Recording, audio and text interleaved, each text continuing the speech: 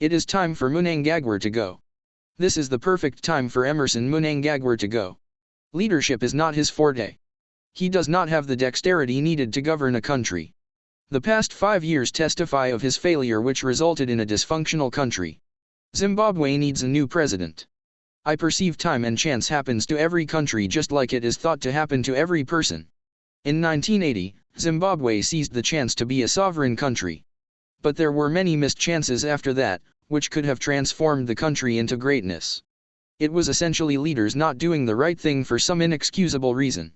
Often greed, selfishness, or corruption. In 2017, Zimbabwe opened a can of worms when it allowed Mnangagwa's government to get into power through a coup. Although people were fed up and happy to see Robert Mugabe go, they acknowledge with hindsight that it was a mistake. No one expected to say Mugabe was better than Mnangagwa. Fortunately, another opportunity has presented itself to Zimbabwe to correct the mistakes of the past and start a new chapter with a new president. There is excitement in the air. People think Mnangagwa is going, but how, is the conundrum. They think the Electoral Commission will announce that Mnangagwa lost the election. Some think Mnangagwa will resign on his own. This is unlikely to happen because one has to think on the premise that the Electoral Commission is fair and Mnangagwa is reasonable. None of which are true. It is wise to observe how functional democracies conduct themselves when faced with a leader who is not fit to lead. How do they go about it?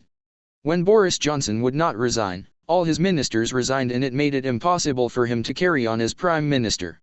As much as he wanted to carry on, he looked ridiculous in the process and ended up resigning. When Liz Truss replaced him, she made some questionable decisions, especially on the budget. People lost money and the Bank of England had to step in.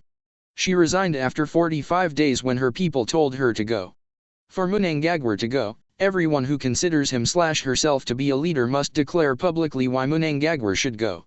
It should normally start with MPs and leaders in ZANU-PF to say Mnangagwa is not only fit to lead the country but their party as well. They got rid of Mugabe through a coup. They can use internal structures to do that. They can impeach him or find some mechanism to make him go.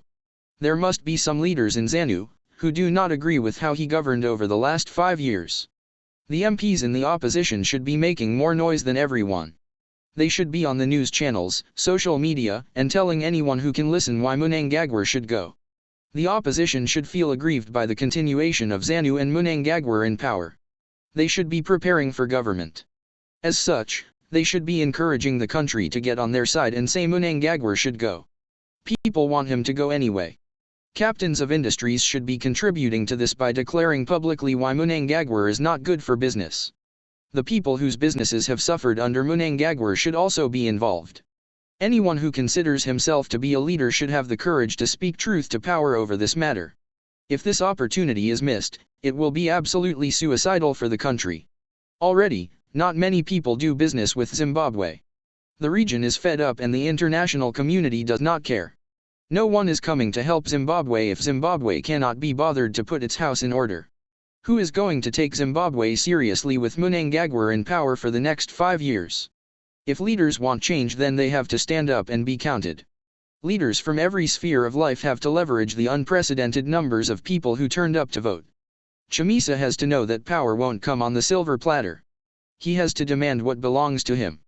He has to be at the front pushing back against Mnangagwa's tricks to hold on to power. At the moment, leaders are not telling him to go. He does not seem to be under any pressure. He is instructing his people to give pointless press conferences. Some of his people are trying to recount the votes that have already been sealed and signed for. He is on the offensive instead of being on the back foot. No one seems to be putting pressure on him to go. Mnangagwa's catalogue of failure unethical leadership. There is enough evidence which shows Mnangagwa cannot operate within the law even in his finest hour. He cannot change and he won't change for anyone. It is who he is through and through. The law is an obstacle to his life. It gets in his way. It is convention that those who make laws should not break the law. There is a higher duty expected of them to uphold the law. When Mugabe fired Mnangagwa from vice president, the letter said, he exercises little probity in the execution of his duties.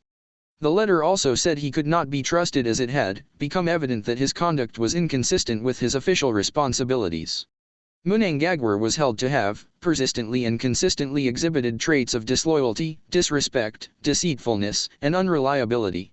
All these deplorable attributes highlighted in Mugabe's letter manifested when Mnangagwa was president in the past 5 years. The scandal that shocked the country and the region was the gold mafia scandal. It showed Mnangagwa as the godfather of a gold smuggling syndicate from Zimbabwe to Dubai. People were seen smuggling gold in suitcases through the airport in Zimbabwe. Gold that was refined in Zimbabwe was refined again in Dubai and sold there as local gold. What is worse is the Reserve Bank of Zimbabwe was involved by producing certificates that validated money laundering. On this alone, Mnangagwa should have stepped down as leader. These are criminal acts by someone in office. No president should get away with such conduct.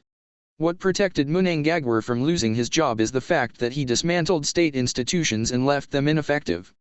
He violated the constitution by extending the tenure of a chief justice who should have retired. He brought him back in together. They captured the judiciary. In functional countries, the judiciary will fight tooth and nail to protect the constitution from politicians. In Zimbabwe, the judiciary functions as an extension of the government's arm. The judiciary has no teeth. 2 months before the 2023 general election, judges were given $500,000 United States dollar loans each by Mnangagwa.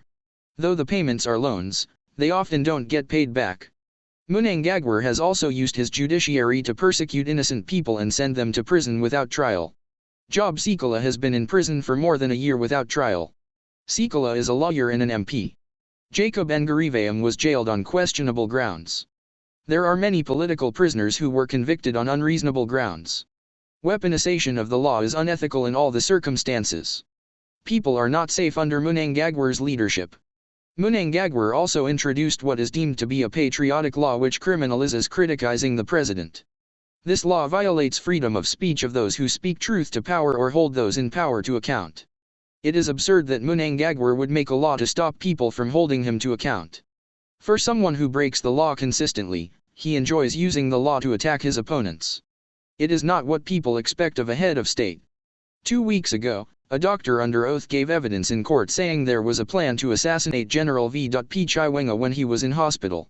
The plan was deemed to come from the government. Most people were astounded by this evidence because General V. P. Chiwenga is part of the government. There is some treachery and deception going on, it seems.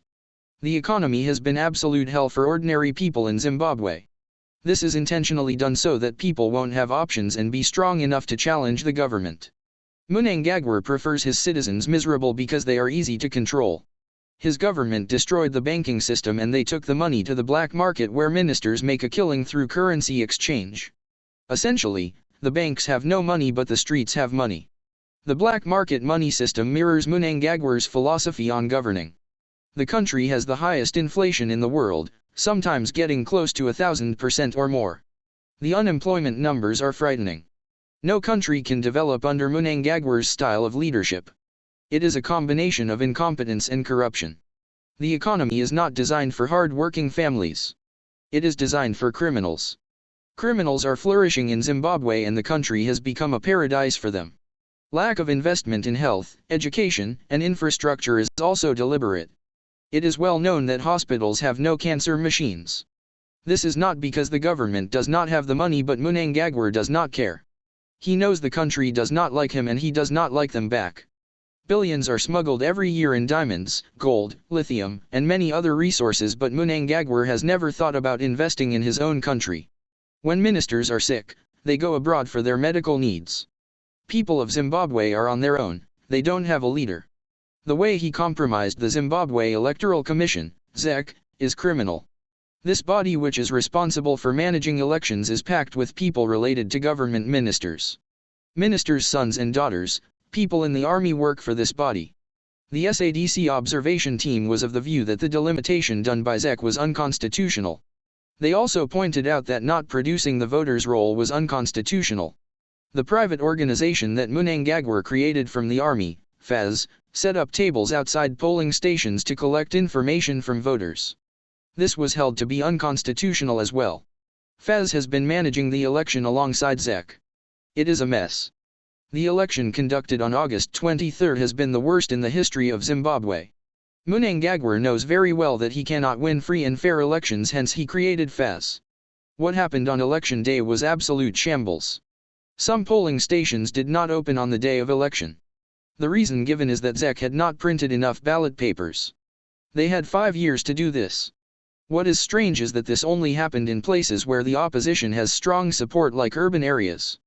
The papers were printed in the capital city, but they were not available in nearby constituencies, yet were available in constituencies hundreds of miles away in the rural areas. This again shows how unethical Mnangagwa is. He came to power through a coup and is trying another coup using FES. The election has been dismissed by SADC and the O as falling below the expected standard. The EU observers were of the same view. This is more than enough evidence for the country to say Mnangagwa cannot carry on because he lacks credibility to assume the role of president. The election has been a huge embarrassment for him. People voted despite the challenges created by ZEC and FES. They voted overwhelmingly in favor of the opposition. The country needs to unite the same way they united against Mugabe. This is no longer a party issue. It's in the best interest of the country. Conclusion. Zimbabwe needs to get back to constitutionalism and create an orderly way of doing politics. It cannot be done by leaders like Mnangagwa who paralysed state institutions. Zimbabwe needs good leaders who can fight for democracy, because democracy needs good leaders to survive. It's also the right time for a new generation of leaders to take over. They are more in touch with the realities of their country and the world they live in. Mnangagwa took the country backwards with his arrogance and self-glorification. His refusal to provide a manifesto shows a total disregard for the people. It's not surprising because he never governed in the interest of the people or the country. A manifesto would be pointless to him. Zimbabwe has great potential to be a superpower. It has everything it needs: educated people, resources, fertile land, and a beautiful country. It would not take long to transform the country under a good government.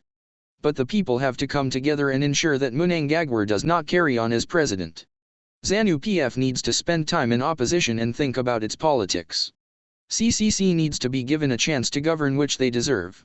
We must get used to leaders losing power. This is the right time for Mnangagwa to go and for ZANU to be in opposition.